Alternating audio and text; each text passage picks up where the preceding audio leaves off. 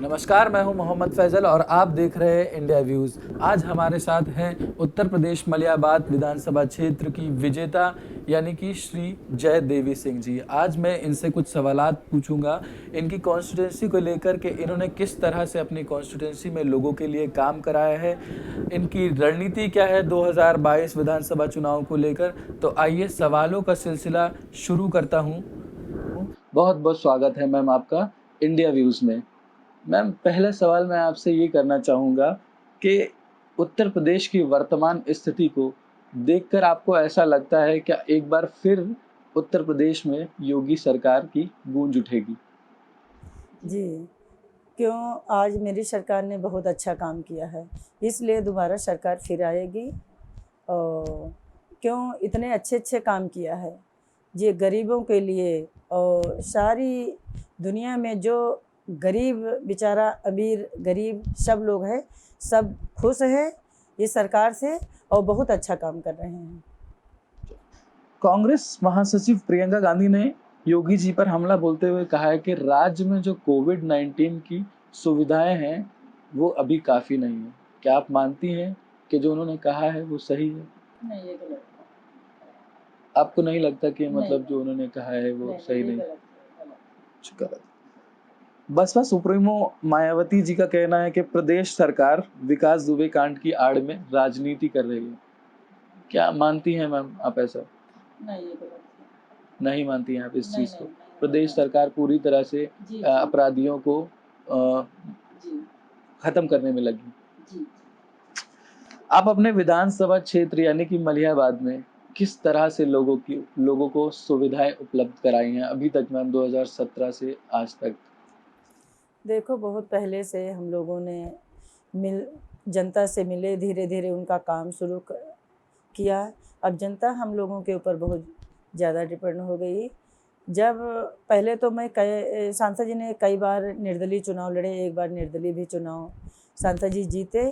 इसी तरह से आज हम लोग भी ज़मीन से जुड़े हुए हैं, सब जनता को डील करके, छोटी-छोटी बैठक करके, कोई अगर मेरे क्षेत्र में कोई दुर्घटना हो जाती थी, तो हम लोग जाके विधानसभा पे धरना धर के किसी तरह से वो काम अपना हम लोग करते थे। मलियाबाद क्षेत्र में 2017 से पहले क्या दशा थी और आपके कार्यकाल यानी 2017 में विधानसभा चुनाव जीतने के बाद आज मलियाबाद की क्या स्थिति है? मेरे मलिहाबाद विधानसभा में ये क्षेत्र में ये परेशानी समस्या थी, ना रोड थी, ना कहीं लाइट थी, इतनी समस्या थी कि कुछ कहने के लिए नहीं। अब मेरे क्षेत्र में बहुत सी, जब से मुख्यमंत्री जी की सरकार आई है, बहुत कुछ मेरे क्षेत्र में हो गया है और जनता भी खुश है। जो कभी हम लोग सोचते नहीं थे कि ये मेरे क्षेत्र में होगा, वो हुआ है। आज काफ़ी से शौचालय बने हैं, काफ़ी लाइटें, काफ़ी सड़क और बहुत सी योजनाएं आई हैं कि गरीब जो बेचारा है आज हम लोगों से बहुत खुश है। और गरीब जो 60 साला विधवा पेंशन आज हम लोग गांव में जा के सब लोगों की लिस्ट बना करके और सबका काम भी करते हैं और जनता हम लोगों से बहुत खुश है। जाके जिन लोगों के पास राशन नहीं है, जाके कोटे में राशन दिलाते हैं। बहुत सी ऐसी योजना है, हम लोगों से जनता खुश है। और जो पीड़ित लोग हैं उनको भी हम राशन पानी दिलाते हैं और सब उनका काम करते हैं। 2017 में विधानसभा चुनाव जब जीती आप, उसमें एक लंबा वोट मार्जिन था जिससे आप विधानसभा चुनाव जीती, कि जाहिर है कि उसमें महिलाओं ने भी आपको वोट दिया होगा। तो मलियाबाद ने महिला सशक्तिकरण के लिए क्या-क्या चीज़ें उपलब्ध कराई मैम आपने? महिला बहुत मुझसे जुड़ी हैं। महिलाओं की कम से कम में 100-100, 150-150 महिलाओं की मीटिंग करके आए और महिलाओं को सारी बातें बताई कि देखो इस सरकार में बहुत अच्छी सुविधाएं मिल रही। जो गरीब बेचारा है आदमी अगर शादी नहीं कर पा रहा है तो आज मेरी सरकार पैसे भी दे रही है और खुद स्वयं शादी सामूहिक विवाह करवा रही है। हम लोगों को फिर बुलाया जाता है, 70-70, 75-75 लोगों की शादी हम खुद करवाते हैं। पहले तो 35,000 रुपया उनके खाते में जाता था और वहीं खाना खिलाया जाता था। और लड़कियों को बहुत सुविधाएं मिली हैं, अलमारी, बक्सा और उनका तमाम सी सुविधाएं मिली हैं कि लड़की खाली अपने घर से खाली आती थी, यहाँ से पहना करके उसका सारा सामान वामान शादी सामूहिक विवाह हमारे प्रधानमंत्री जी मुख्यमंत्री जी करवाते थे। इस तरह से मतलब आपने महिलाओं के जी। और बालिकाओं की शादी वगैरह कराए हाँ। और उनका सशक्तिकरण का काम करा। अच्छा मैम, ये बताइए आप कि स्वच्छ भारत अभियान जो है, उस स्वच्छ भारत अभियान के तहत मलियाबाद के कितने क्षेत्रों में आपने टॉयलेट और स्वच्छता का अभियान चलवाया? बहुत काफ़ी चलवाया है, इतना कि आज कुछ लोगों बाकी बचे हैं जो महिला निकल के नहीं आई, जो अपना नाम नहीं दिया है, वैसे काफ़ी बनी हैं। और जो महिलाओं को आज भी नहीं मिला है तो हम कहते हैं कि लिस्ट बना के लाओ, हम बनवाएंगे जिन लोगों को बाकी है, और महिला हम लोगों को दे रही हैं, उनका हम काम कर भी रहे हैं। देश में जब संपूर्ण लॉकडाउन की स्थिति थी, उस वक्त हमारे देश में अलग-अलग प्रदेशों से प्रवासी मजदूर आपके क्षेत्र में आ रहे थे, जो आपका मलियाबाद क्षेत्र है। तो उन प्रवासी मजदूरों को मनरेगा के तहत काम मिला मैम? जी मिला। अब बात आपसे करना चाहूँगा जनता दरबार की। जनता दरबार यानी कि इसमें लोग अलग-अलग तरह की परेशानियाँ लेकर आपके पास आते हैं। किसी बाप के बेटी के लिए उसके शादी का पैसा नहीं होता है, तो कोई मजबूर बेटा अपनी माँ के इलाज के लिए पैसों की फरियाद लेकर आता है। क्या इन सभी परेशानियों को आपने सामने से देखा, समझा और लोगों की मदद की? जी, जी, मदद की। आज हमारे प्रधानमंत्री जो 5 लाख रुपया जो इन लोगों को इलाज के लिए मिला है, वो अपना इलाज भी किया है। और जिन लोगों को अभी वो नहीं मिला था, तो जाके हम लोगों ने डॉक्टर से बात करके और पेशेंट को भेज भी देते भी, उनका इलाज भी करवाया है हम लोगों ने। और जो काफ़ी महिला आते थे, पीड़ित महिला, तो उनको भी अपने पैड पे लिख देते थे, तो भेज देते थे, फिर उनका इलाज हो जाता था। आपने आपने जो अपने चुनावी वादे किए हैं जनता से 2017 इलेक्शन जीतने के बाद, उसके कितने करीब पहुँच चुके हैं मैम आप? हम बहुत करीब पहुंच चुके हैं, जनता मुझसे खुश है बहुत।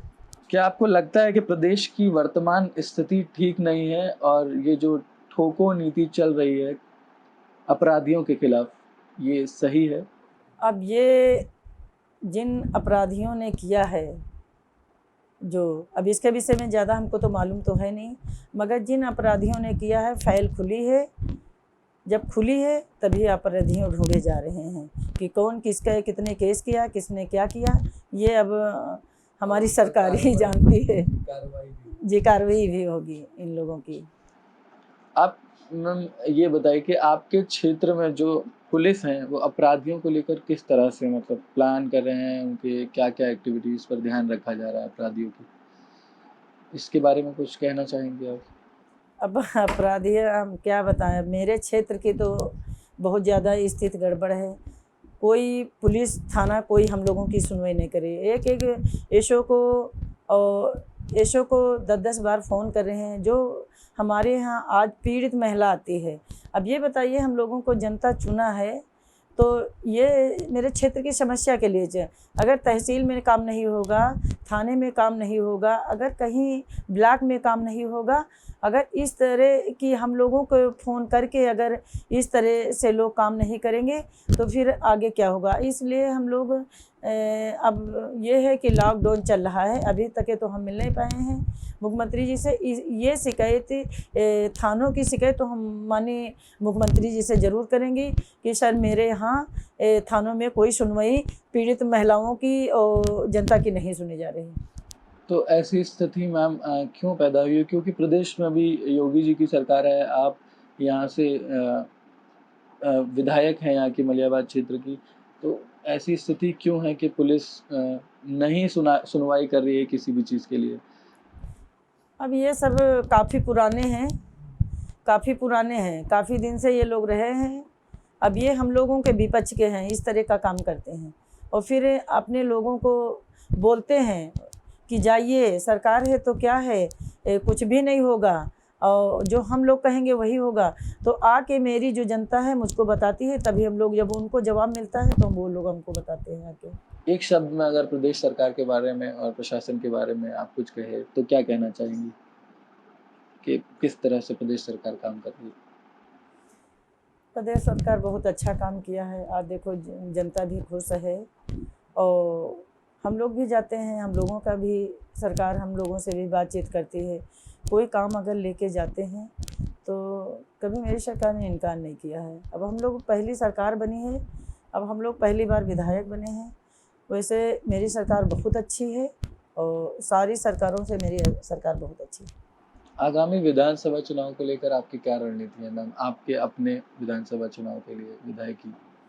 अब हम लोगों ने काम किया है इतना, तो जनता हम लोगों को फिर लाना चाहती है और कितना हम लोगों ने काम ही किया है, तो जनता कह रही फिर अब की बार अपनी सरकार बनाएंगे और फिर जो बाकी बचा है काम वो फिर से हो जाएगा। क्या फिर 2022 विधानसभा चुनाव में आप अपनी विजय रथ को प्राप्त करेंगी? जी। क्या आप अपने जो आपके चिर प्रतिद्वंदी थे राजबाला, जिनको आपने 2017 विधानसभा चुनाव में 22,668 वोटों से हराया था, एक बार फिर वही जीत देखने को मिलेगी? जी बिल्कुल। आगामी विधानसभा चुनाव 2022 में आपने जनता के लिए क्या लक्ष्य तय किया है मैम?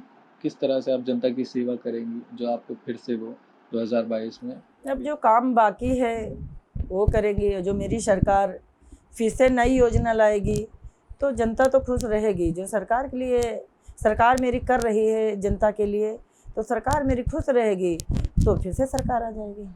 आपके कार्यकाल के ऐसे कौन-कौन से मैम कार्य हैं जिससे जनता आपको फिर से एक बार विजेता बनाएगी 2022 में? अब हम तो आज ये है कि जनता का सुबह से काम करना शुरू कर देते हैं, तो जनता हम लोगों के जिस ऊपर तरह से मैं देख रहा हूँ आप सुबह से लोगों के साथ बैठी हैं, जनता दरबार बाहर भी है और लोग अलग-अलग तरह की आपके पास समस्याएँ लेके आ रहे हैं, तो आप उनको सुबह 6-7 बजे से मैं देख रहा हूँ कि आप उनमें लिप्त हैं और चीज़ों में। अब ये है कि जनता मेरे सुबह से आ जाती है, कुछ काफ़ी दूर के आते हैं, कोई मेरे खाली मलिहे विधानसभा के लोग नहीं आते, बहुत काफ़ी दूर के लोग आते हैं। अब जनता हम लोग काम करते हैं तभी तो जनता आती है और यहाँ से उन लोगों की समस्या हल होती है और तभी सब बेचारे आते हैं कि वहाँ चलिए बहुत अच्छे हैं, सबकी सुनते हैं, काम भी होता है। इसीलिए हम लोगों ने कभी जनता का कभी ये नहीं किया कि ये आए हैं तो दूर से मिले, ये है। जब से लॉकडाउन हुआ है तब से हम लोग दूर से मिलते नहीं, सब चिपट के बैठते थे और सारा काम हम लोग करते। 2-2, 3-3, 4-4 लोग काम करते हैं एप्लीकेशन लिखने में, 4 लोग एप्लीकेशन लिखते हैं और हम सांसद जी खाली जनता की समस्या सुनते हैं, भेजते हैं कि भाई इनकी ये समस्या है, किसी की ज़मीन है, किसी की बहन बेटी बहू, इस तरह का बहुत काम आते हैं। तो उसी तरह से हम लोग सुबह से सबका समस्या हल करते हैं। अब बात करना चाहूँगा मैं कोरोना वायरस की। इस वैश्विक महामारी से हमारा पूरा भारत देश परेशान है। तो मैम इस परेशानी के समय में आपने अपने क्षेत्र के लिए किस तरह से सेवाएँ उपलब्ध कराई हैं और आगे की आपकी क्या प्लानिंग है इस महामारी से अपने क्षेत्र के लोगों को बचाने की? देखो ये जब से कोरोना महामारी चली है तब से सबसे पहले तो मेरा ये सवाल है कि सब लोगों ने मास्क लगा के रहो, दूर से बात करो और जो काफ़ी लोग हैं बाहर, वहाँ से उन लोगों को फ़ोन करके, बहुत काफ़ी फ़ोन आते थे, रात दिन फ़ोन आते थे, सबको लखनऊ बुलाया। जो लोग काफ़ी महामारी चली तो उन लोगों को रोका कि अस्थाई वहीं रुको, किसी से मिलो ना। जो लोग वहाँ हैं तो वहाँ भी मेरी सरकार ने राशन पानी और सब चीज़ दिया है और जो लोग आए हैं मेरी सरकार गाड़ी भी चलवाया है कि सब लोगों को, इन लोगों को छोड़ के आओ। और जो वहाँ बाहर से लोग आए हैं तो ये सरकारी स्कूलों में उनको रखा गया और सब सुविधाएं की गई और 15 दिन 20 दिन के बाद उनको घर भेजा गया कि अगर ये कोरोना किसी के अगर है तो जाके घर में नहीं, बाहर ही उनको हर एक स्कूलों में सरकारी रोका गया।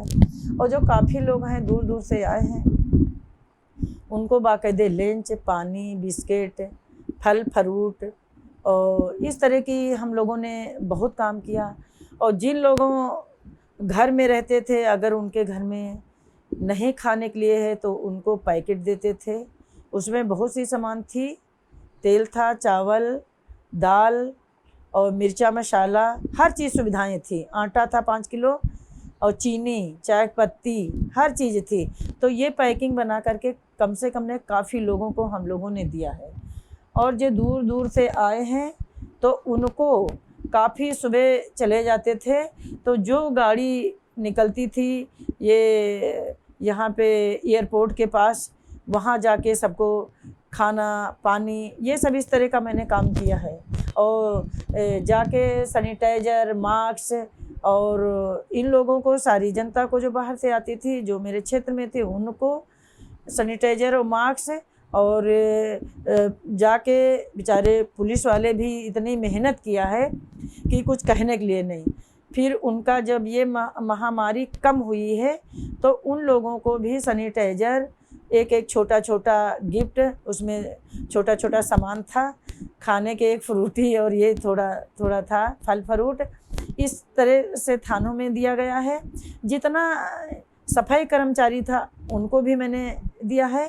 जितना क्षेत्र में जो बेचारे सफाई कर्मचारी, जितना पुलिस और जितने थे सारे थानों, पुलिस, रास्ते में कहीं भी रोड पे बैठे, सबको बिस्किट, केला, सब चीज़ मैंने दिया है। और ये नहीं कि मैं घर में बैठी हूँ, मैं कभी भूखे प्यासे अगर रुकी, 15-10 ऐसे पुलिस वाले बैठे हैं, उतर करके तुरंत उनको सारी मैंने सामान दिया है।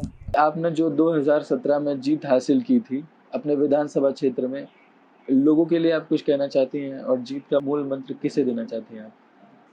मतलब लोगों ने जिस तरह से आपको वोट दिया। देखो, ये मेरी जनता, जब हम जीते थे तो मेरी जनता इतनी मेरे घर पे आई, इतनी घर पे आई, सब लोगों ने हम लोगों को इतनी खुशी मेरी जनता की हुई। कम से कम नहीं 2 महीना तो मेरा पूरा घर भरा रहा। सब लोग, हम लोगों का भाई माला फूल सब डालते हुए, बहुत जनता को मेरी बहुत खुशी हुई कि मेरा फिर से सांसद, फिर पहली बार विधायक हुआ। उन लोगों को बहुत खुशी हुई जनता। तो 2022 में आप किन किन रणनीतियों के साथ दोबारा उतरने वाली हैं इस मलियाबाद क्षेत्र से? अपने क्षेत्र की जो समस्या भी बाकी हैं उनके लिए हम कहा कि दोबारा अगर हम विधायक बनेंगे तो ये जो कमी बेसी हो गई है अभी तो सांसद पूरे कर रहे हैं। और फिर अपनी ये जो महिलाओं की समस्या है और मेरी क्षेत्र की जनता की है, फिर से पूरा करेंगे, सब काम पूरा फिर से रहेगा। मैम, आपने 2017 में एक भारी जीत हासिल की थी अपने विधानसभा क्षेत्र में, और मैं आशा करता हूं कि 2022 विधानसभा चुनाव जब आपका विधायकी चुनाव हो तो उसमें एक बार फिर भारी जीत हासिल करें और फिर आप मलियाबाद क्षेत्र से विजेता बने। बहुत बहुत धन्यवाद इंडिया व्यूज़ से बात करने के लिए। Thank you.